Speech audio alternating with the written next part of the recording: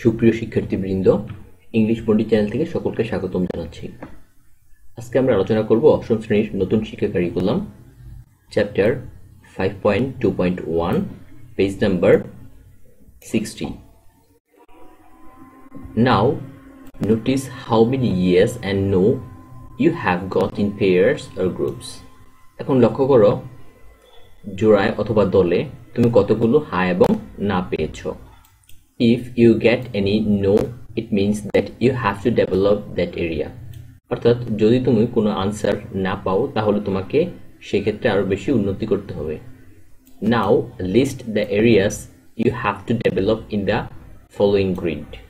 এখন যে ক্ষেত্রগুলোতে তোমার উন্নতি করতে হবে নিচের গ্রিডে তার একটি তালিকা তৈরি করো।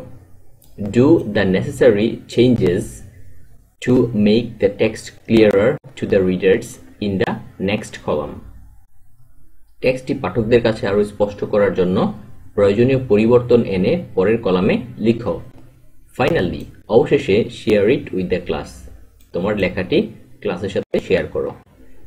One is done for you, একটা এখানে করে দেওয়া আছে, অর্থাৎ এখানকার আমাদের যে টেবিলটা আছে সেটা আমাদেরকে ফিল আপ করতে হবে। এরিয়াস টু ডেভেলপ, অর্থাৎ কোন এরিয়াগুলোতে আমাদের উন্নতি করতে হবে। The changes we will do make the text clearer for the readers, অর্থাৎ পরিবর্তনগুলা করার ফলে যে বিষয়গুলা আমাদের রিডারদের কাছে অর্থাৎ পাঠকদের কাছে ক্লিয়ার মনে হবে সেখানে আমাদের পরিবর্তন করতে হবে। সো এখানে আমাদের একটা করে দেয়া আছে, বাকি চারটা আমাদেরকে করতে হবে। সুতরাং এখন আমরা সেগুলা করে ফেললি।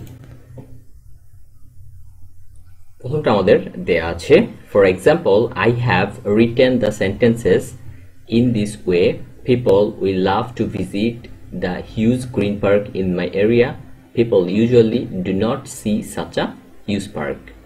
এখানে তোমাদের প্রয়োজন অনুযায়ী বাংলা সহ দেয়া আছে, তোমরা সেখান থেকে বাংলাটা দেখে নিতে পারো।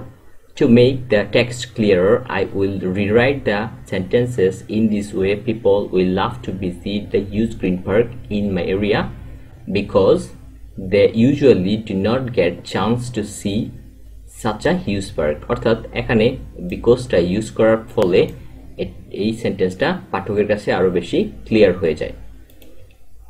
তারপর সেন্টেন্স অর্থাৎ যেখান থেকে আমাদেরকে করতে হবে সেখানে আমরা এখন প্রবেশ করতেছি। 2 number, Shalban Bihar is situated 10 kilometer away from the Dhaka-Chattogram highway. People can go there easily. অর্থাৎ আমরা এর আগে যে প্যারাগ্রাফটি লিখেছি সে অনুযায়ী আমরা এখানে আমাদের বক্সটি পূরণ করব। শালবন বিহার ঢাকা এবং চট্টগ্রাম মহাসড়ক থেকে 10 কিলোমিটার দূরে অবস্থিত, মানুষ সহজেই সেখানে যেতে পারে। আমাদের চেঞ্জেসটা কোথায় হবে আমরা একটু দেখে নিই। Shalban Vihar is situated 10 kilometre away from the Dhaka Chittagong highway and people can go there easily. অর্থাৎ অ্যান্ড দ্বারা আমি সেন্টেন্সটাকে বিভক্ত করেছি যেন পাঠকরা খুব সহজেই তা বুঝতে পারে এবং একটা সেন্টেন্সের মধ্যে পুরোটা নিয়ে এসেছি। তারপরে তৃতীয়ত হচ্ছে, it is an old Buddhist monastery, it was founded in the 18th century by ভবদেবা। তার মধ্যে আমরা কি কি পরিবর্তন নিয়ে আসতে পারি। It is an old Buddhist monastery because, কারণ, it was founded in the 8th century by ভবদেবা, অর্থাৎ ভবদেবা 8ম শতকে এটি প্রতিষ্ঠিত করেছিলেন, এই কারণে হচ্ছে এটা একটা পুরাতন বৌদ্ধ বিহার। সো এখানে বিকজ দ্বারা আমরা পরিবর্তন করেছি। 4 number, people of various countries also arrive here to enhance their historic knowledge. অর্থাৎ বিভিন্ন দেশের মানুষ এখানে আসে তাদের ঐতিহাসিক জ্ঞান বৃদ্ধি করতে।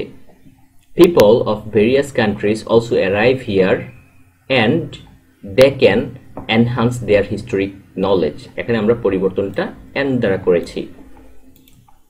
5 number, if the authority has taken proper steps to spread the beauty of the area, it would be an attractive place for the tourist.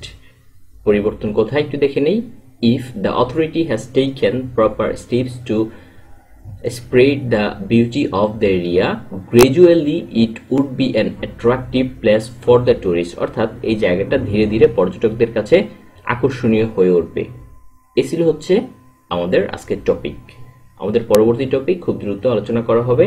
সে পর্যন্ত তোমরা সকলে ভালো থাকো, সুস্থ থাকো এবং নিরাপদে থাকো। ধন্যবাদ সবাইকে।